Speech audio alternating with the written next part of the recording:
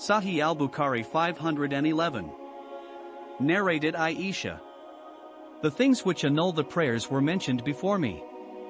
They said, prayer is annulled by a dog, a donkey and a woman, if they pass in front of the praying people. I said, you have made us, i.e. women, dogs.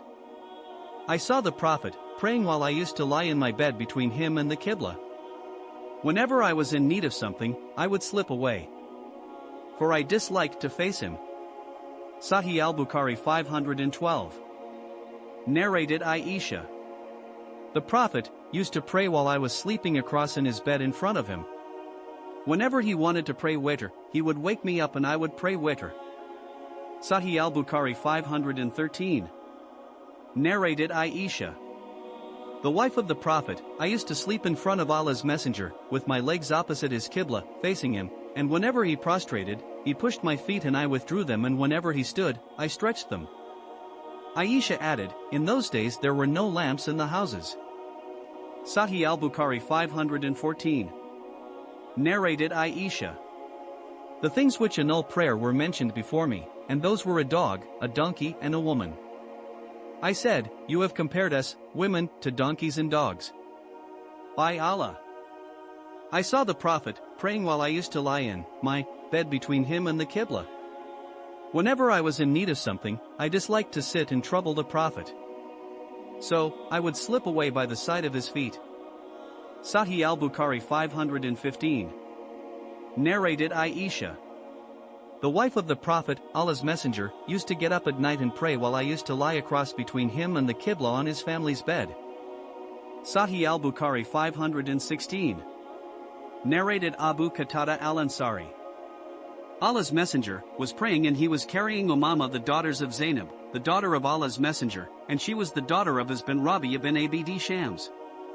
When he prostrated, he put her down, and when he stood, he carried her on his neck.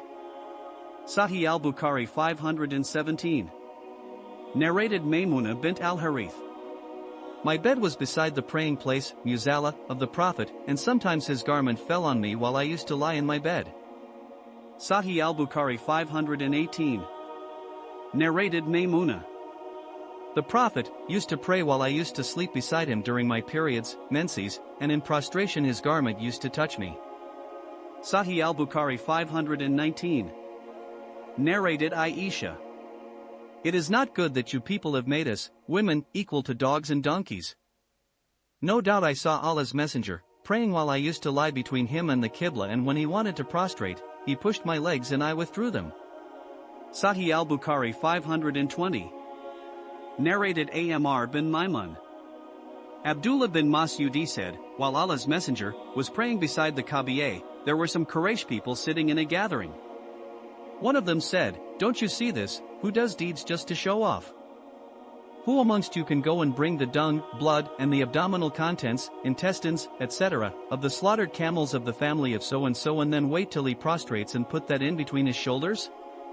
The most unfortunate amongst them, Uqba bin Abi Mu'ayt, went and brought them, and when Allah's Messenger prostrated, he put them between his shoulders. The Prophet remained in prostration, and they laughed so much so that they fell on each other. A passerby went to Fatima, who was a young girl in those days. She came running, and the Prophet was still in prostration. She removed them and cursed upon the Quraysh on their faces. When Allah's Messenger completed his prayer, he said, O Allah, take revenge on Quraysh. He said so thrice and added, O Allah, take revenge on Amr bin Hisham, Utbah bin Rabi'a, Shaybah bin Rabi'a, al-Walid bin Utbah, Umayyah bin Khalaf, Uqba bin Abi Mu'ayt, and Umar bin al-Walid. Abdullah added, by Allah, I saw all of them dead in the battlefield on the day of Badr, and they were dragged and thrown in the Kalib. Oh well, at Badr, Allah's Messenger then said, Allah's curse has descended upon the people of the Kalib. Well,